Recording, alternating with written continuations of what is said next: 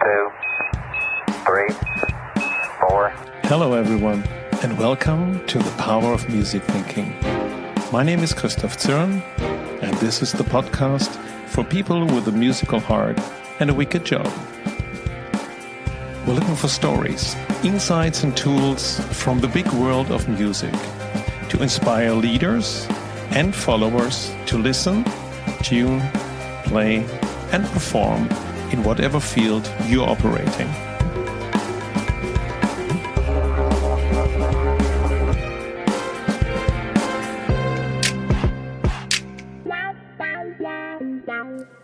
Welcome. Today we are in outer space. Well, in some way this is true, because today we speak with Dr. Mariana Wagner, an astrophysicist, songwriter, podcaster, and composer of immersive live shows about sound in space. We learn about her journey that led her from studying oceanography, working as a songwriter for German Schlager stars, and becoming a doctor of astrophysics. And Mariana brought some sound files to the show. We hear a conversation between Saturn and one of its moons, an excerpt from the sound files on the famous golden record that has accompanied the Voyager since 1977, and the grooving sound of moving plasma from the sun. Okay, let's hear more about this.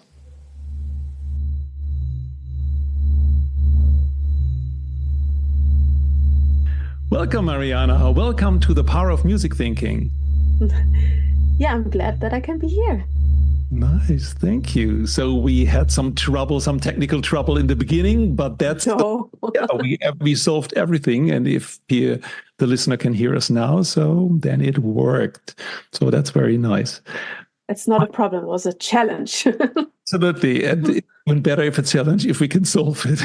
Otherwise, it's the problem. Okay, so I always start every episode with the same question, and here it goes. What was your first sonic experience or album or live performance that had an impact on you? Oh my gosh. Okay. I think the most fascinating to me, as I remember now, was the sound while swimming with my ears underwater and listening to all the sounds of the oceans. And also we sailed a lot and we slept in the boat, and then you can also hear all the little, marine life action on the wall of the ship. And I think that was very impressive to me. Yes. Wow, that sounds good. And swimming was in the sea or? Yeah, in the ocean. In the ocean. Oh. Yeah, we were sailing a lot in Greece, and there you have wonderful water. It's very clear, and you have also wonderful sounds. Yeah, that you can hear very clearly. And while diving, I mean, like not diving, just swimming with ears underwater, or snorkeling, or just lying in the boat and listening to the noises in the night when everything is calm and the waves have calmed down. That was really impressive to me. Yeah. Yeah, like literally diving into another world, another sound world. And it, if I recall it right, sound travels in air, I think 344 meters per second, and underwater it's I think 2,500 if I'm right. So that's also you hear actually underwater wider than above water. Yeah, water. Of course, every sound wave propagation needs particles that bounce against each other, and you have more of those in the water. And you also have a sound channel in the water, which is at a certain depth. And also when, for example, it's a very important thing for the strategic diving of submarines, for example. They go in the sound channel, listen, and then they can also leave the sound channel to not be heard anymore. Also, when a plane drops the black box, mm-hmm. There's a a noise that goes off in the sound channel, so you can hear it not all around the world, but very, very far. Wow, Yeah. fascinating. Yeah, it's because the water has different densities. Saline, the concentration of salt is different, also the temperature. So you have a real jump in temperature and salinity, and then you have another sound propagation. Wow, fantastic. What just pops to my mind is in one of the episodes before, Mike told that a very nice story about a musical piece, a Chopin piano concert. Oh. That he liked, and he went home to his mother and said, "Wow, today I heard the most beautiful sound in the world." And then his mother said, "Oh, that's not a coincidence, because I was hearing a lot of that piano concerto when I was pregnant with you." Ah. I've heard it talking about water and everything. So nice. Yeah. Nice link between the episodes. Yes. You already mentioned some, let's say, scientific explanations. So that's let's segue in. Who are you? What do you do for a living? So explain a little bit about yourself, and then the listener will understand what's your special connection between music and what else you do. Yes, I always loved music and wanted to do music professionally, but I was never the person to study classical music or to I wasn't like eager to play in an orchestra or something. But I had like two hearts pounding in my chest, one for music and one for science. But I did not like physics, because in school physics was really boring. And I have to say, we just did electronics, and I wasn't too fond of that. So I when I could when I could skip the physics in school, I did it. But then I wanted to study biology, to do something with the ocean, like to become maybe videographer with a scientific background in biology, because I was also a surfer, and I love the ocean, as I said before. So I ended up studying oceanography. Oh. Because the letter did not arrive in time to study biology. And that was a little bit of luck, because when I started to study oceanography, this is the physics of the oceans.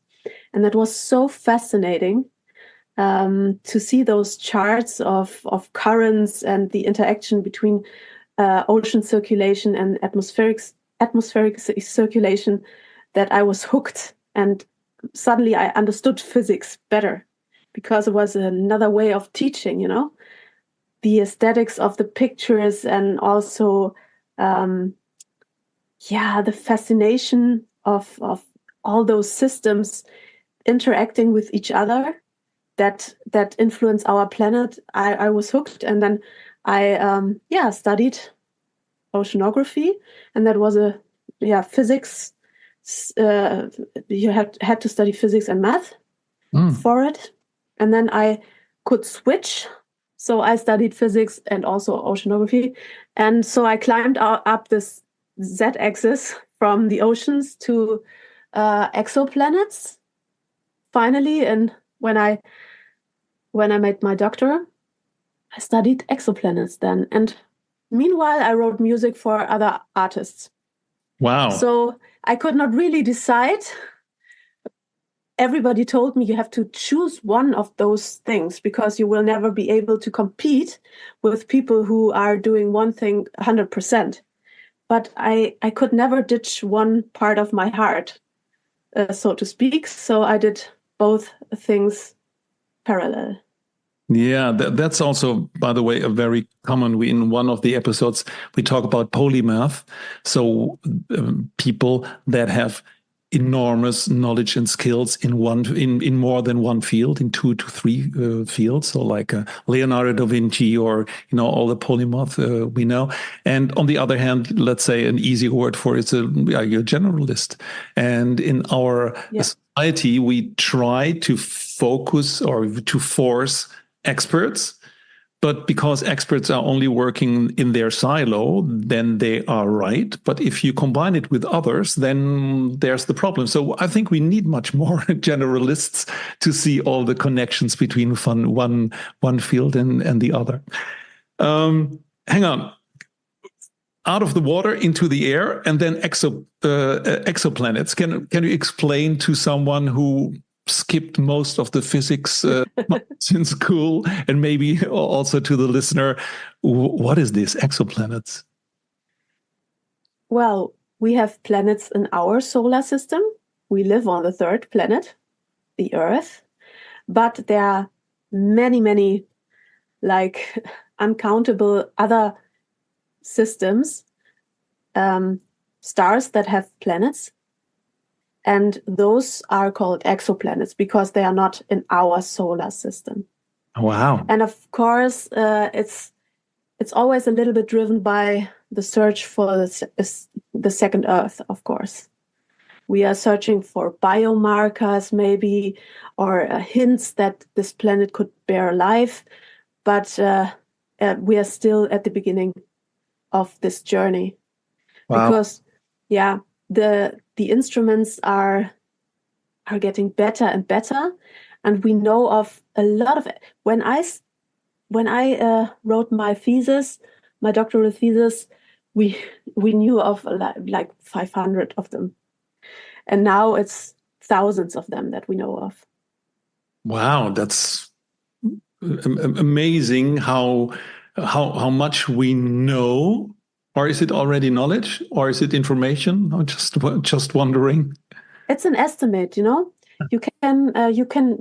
They are so far away and they are so small, so you can make certain estimations about the habitability. For example, how close or far away is the planet from its host star? Which type is the host star? Is it like a hostile star, or is it like a star like our sun, which is a very, very normal and very unspectacular star, actually, which is good for us because otherwise life couldn't have developed. And then you need certain other criteria that a planet has to meet. So you can say maybe it has tectonics, maybe it has an atmosphere, maybe. But it's still a lot in the maybe. Well, I have a question about this, because when we talk about what is it, interplanetary or exoplanets, and excuse when I use the words wrongly, we hear of radio telescopes. Right. So, and then I think, okay, what do these people do the whole day? They do just what, by the way, I would like to do, like in the power of music thinking. It's about sound and listening. But do they really listen all day, or is it something of a misconception? Whatever kind of telescope you have, either radio or telescopes in space or whatever you are looking at, they are recording all the time, and they are also working together. So if the Earth turns around and you have night side, the Earth is spinning all the time. So there is a lot of connection also in between the institutes. So you have continuous inflowing data, and there are not enough scientists to analyze all this data. So you have also public science access, and everybody, like everyone who's interested, can access this data and try to find new things, try to analyze the data. And of course, with the rising of AI and the rapid development in this field, there will be more possibilities to analyze those giga and terabytes of data. AI would be the solution here. Like to everything that we talk about these days, that we say, oh, AI, and then it will it will work in someday. Yeah, but still, the AI is, I don't know. I think the human factor cannot be neglected. Right. You know? Talking about universal principles, well, like the human factor, for me, is also a universal principle. You're combining two fields, like exoplanet or astrophysicist. Is this the right word? And to be a musician. And from a technical point of view, music is nothing else than waves. How was your journey to combine these two? You know, there wasn't a journey towards, it was always there, kind of. And it was just a question of how to combine it in one day. But studying physics is different, I guess, from studying law. I think law students, they have to study all the time and they don't have free time ever. That was different during my study time, and I had a lot of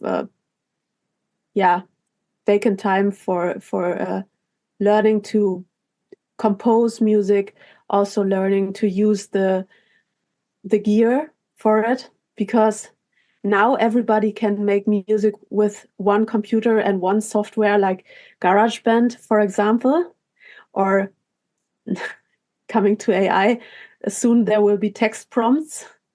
But, I started doing it some time ago, and then you had to really understand a little bit your laptop and your software and everything. So, and also how to write a song and what makes a song, you know? It's you always have this formula almost. You have the verse, the chorus, verse, chorus, middle part, or C part, or however you call it, the bridge, and then two choruses, and then you have the 4-chord song. You know, almost every successful pop song is composed of the same 4 chords, and you can do like almost infinite types of melodies, and you play it half time or double time or whatever. But there needs to be apart from just the like mathematic formula for a pop song, there needs to be this magic ingredient as well, and that just comes with doing it, with writing 10 songs, and personally you don't like 9 of them, but maybe the 10th has this magic ingredients, the chorus that you still hear before you go to bed, and when you wake up you have it in your ear, and maybe other people too. And this makes a song work. So it took a little time, because I was quite self-taught, and we didn't have like, oh my God, I sound so old, but there was no YouTube to watch a quick tutorial. You actually had to read the manual. There's nothing wrong with reading a manual if you really want to dive into something. And on the other hand, we have a lot of user experience designers and service designers and interaction designers that really want to make software and the rest of everything that we use every day as easy as possible, so that we don't have to think. On the other hand, that's also a link to craft or to crafting. If everything is too easy, like so everything is then like a, let's say, IKEA cupboard. Everything is there, and there's actually the only challenge is to get the right stuff in the right point. But if you really create something new, then you also struggle on what you just said. You might have 10 songs and 9 are maybe not good, but you need these 9 to make that one special, to as perfect as possible. Yeah, and then there's the joke that you can edit hi-hats for 10 years and never be satisfied. That's quite true. Yeah, if you're in yes. And then you see, oh, there's much more on the drum set. Yeah. Hey, but you bring these two worlds together, and maybe you have to mention where you're working at the moment, and there's also a very special, can we call it show? I wrote a show to combine the two worlds because I wrote songs for commercial artists. And I wrote a lot in the German Schlager Bereich. It was the only thing that sold at some time. Pop was dead, and it was only Schlager. Mm-hmm. And then pop came back, and it switched a little bit. Now pop sounds like Schlager, and Schlager sounds like pop. You never know. But of course, when you do it professionally, you also have to earn money to pay your rent. So, can you give an example of one of the songs that we might hear on Spotify or somewhere else on the radio? I wrote something, for example, for Beatrice Egli or for Howard Carpendale. Oh, wow. You can find those songs on Spotify or wherever. Yeah. I never wanted to be on stage with like pop music, with just as an artist singing a love song or something like that. And then why?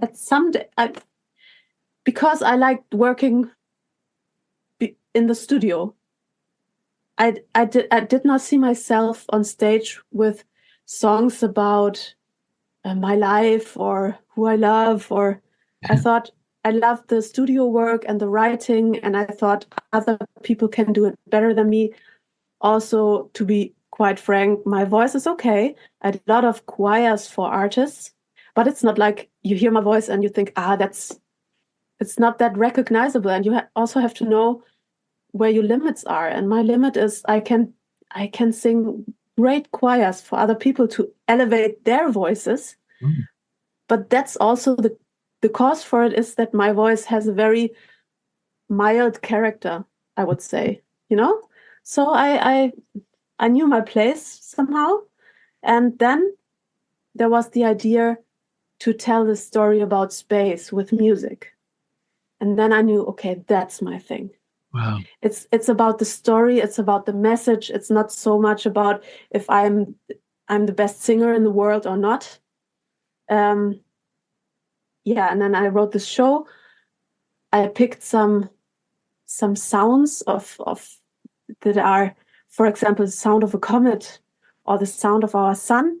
Maybe we can listen to the sound of the sun, which is it has a really great groove in itself.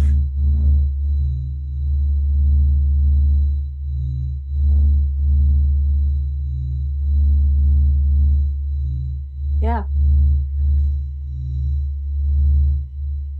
If you say this is the sound of the sun, if I get out of the room and really try to listen, there are lots of signals that are light to sound conversions that aren't actually sound waves. But as an astrophysicist, the thing you're looking at is this light. It's always the light. That's the only thing you can really measure from afar. Mm-hmm. But of course, if you send an instrument there and record something, then you have a real sound maybe. There's also another example later, which I can show you. Yeah, cool. But the sun is a body that moves. Inside in its core, it's 15 million degrees hot. And the plasma emerges to the surface, it cools down, and it falls back to the core.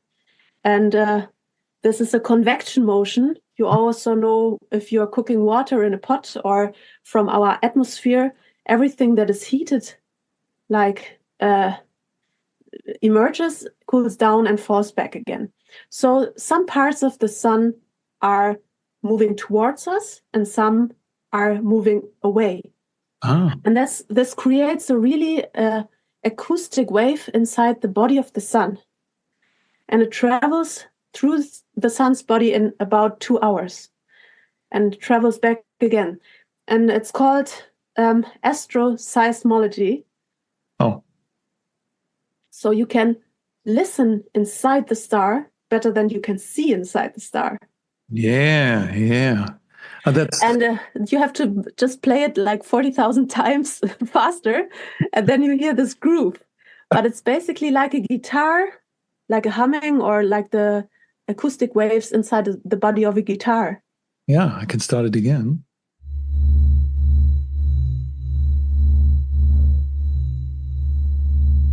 Dong, dong, dong, dong, dong. So, yeah, and I took that as a bass line. Yeah, and I took that as a bass, and then I wrote a song on top of it. Wow. Which I sing live, and during the time I sing, the people who are watching the show, they travel to the sun in this full dome environment. I was able to make an audio mix with Tom Ammerman, and he's like the immersive sound god, for me at least. No, he actually was nominated for a Grammy. And he did Kraftwerk, the immersive mix, and he's very good. And he taught me the way of immersive audio mixing. He showed me.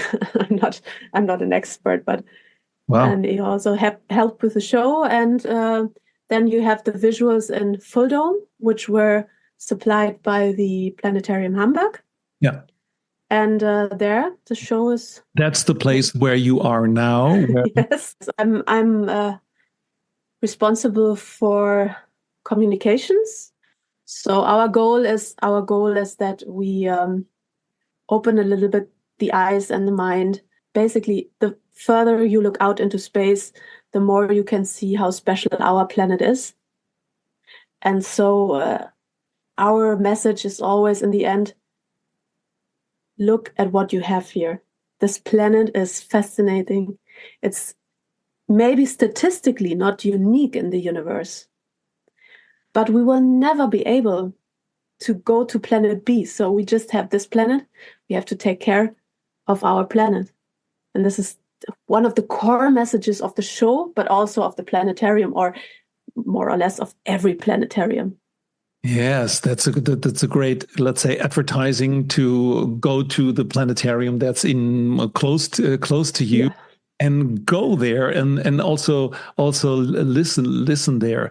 There's also this the story of if I remember right, I don't know if it was Apollo 9 or 11, when for the first time when the 3 astronauts went into space, the first time they looked back on the Earth and then realized, wow, actually what you just said wow, this is so special. And this means sometimes when we want to really understand what we are, what we do in our daily life, it helps us to take these steps back. So we don't have to fly to the moon to do this, but look it from a distance and see what you have. What's the context? What's the situation you are in? And then try to make a little bit meaning out of it with all these influences. And I think that's a great advertisement for Planetarium Hamburg special, because there you bring all your arts and your knowledge together with your knowledge of astrophysics and exoplanets and everything, but also with your music, because music touches you, and maybe we can play a few more sounds. And there's a special thing that if you dive into music, there are different musicians that are related to outer space. So in my case, I know a lot about Stockhausen, and he had a record he called Sirius, and at a certain moment he thought, or he he thought he would be, or he felt, let's say, he resonated very much with it. And I don't know if you know Sun Ra, that's the free jazz Afro-futurist. And he was very much, he told people not that he's born, but he came from Saturn. And I see on your list there's the sound of Saturn. Maybe we can have a listen to it. Yeah, sure.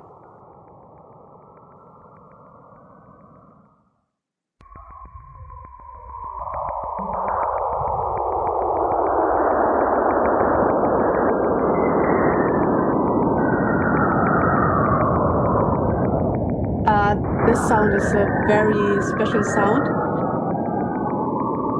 This is called the eerie song of Saturn.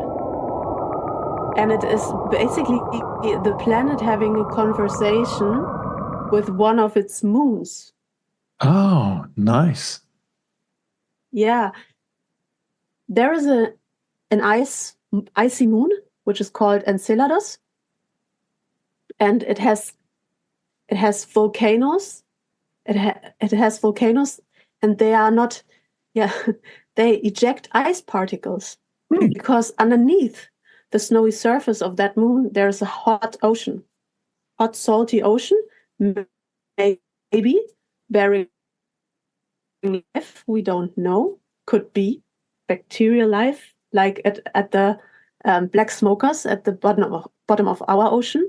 There's also a lot of life around them that could be as well on this moon. But it's within the magnetic field of Saturn, and they are exchanging waves.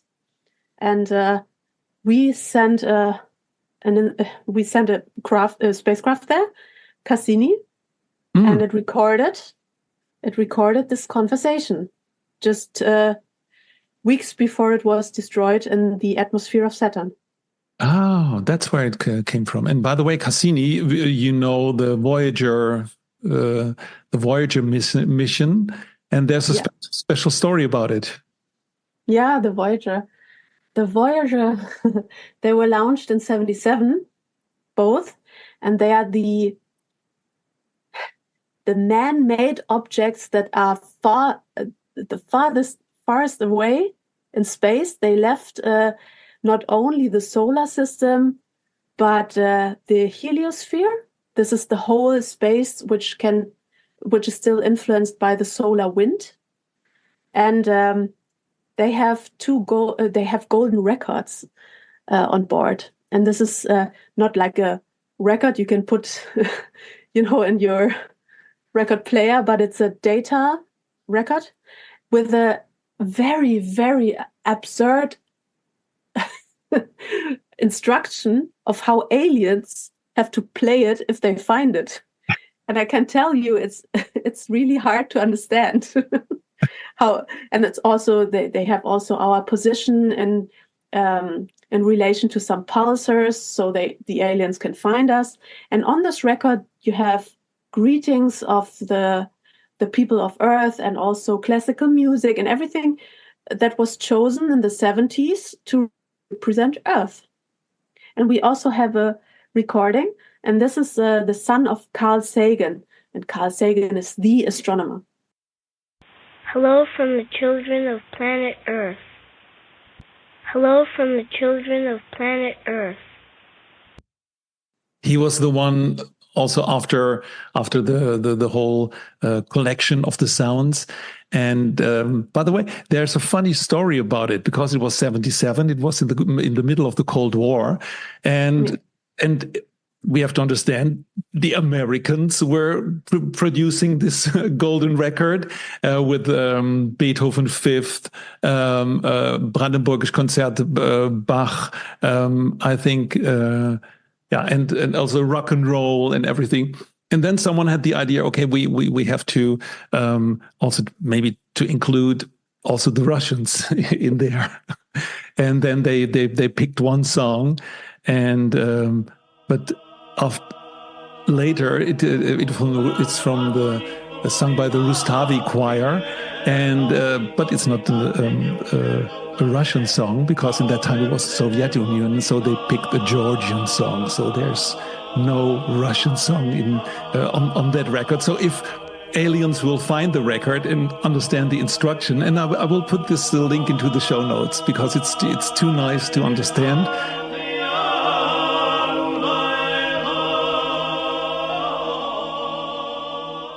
We came from your, let's say, the sounds underwater. So that picture from you, your first sonic experiences via your musical skills to to let's say outer space. So that's a whole story, and you just bring it together in the planetarium in Hamburg, so where people can go there and get that show. But the sound, you were the composer of that sound, or are you also? Is there some live playing involved? My songs, I'm the composer of the songs that use the space sounds, but the space sounds are, of course, accessible to everybody in the internet to use for free because they are recorded by NASA, for example. Yeah. But the plan is to make a tour with the show as well. It's already been played in different planetariums, but to tour a little bit further as well. Very nice. And if you go to the website of the planetarium, you can book the show. So there are different shows that you can see and experience. So I think we covered quite a lot from music and physics. Is there anything that we forgot or that you would like to mention? Don't confuse music and music industry, and just even if you just write music for your hard drive to listen to it 1 year later, it's always worth it. It's always worth it. You don't have to sell your music. It's anyways, you cannot earn a lot of money anymore with it in the current state of the music industry. But just do what makes you happy, and think out of the box. Include new sounds, invent something new, and don't always use the same formula which we were talking about before. Create something new. Thank you. Creative tips and directions from you. So thank you very much for being on the show, and wish you good luck with everything. Thank you very much. Thank you for having me. Thank you so much for listening. I really appreciate this because listening is one of the top leadership skills, and I feel honored about this. It is my mission to find, create, and share inspirations for meaningful collaboration based on music analogies. If you want to support this, please subscribe to the podcast, give us a rating, or write a review on iTunes or Spotify. And more inspirations can be found on musicthinking.com. We have a blog, and you can download the Music Thinking Framework. And finally, I would love to hear your feedback. And if you need help with a business challenge, please reach out to me via email, podcast@musicthinking.com.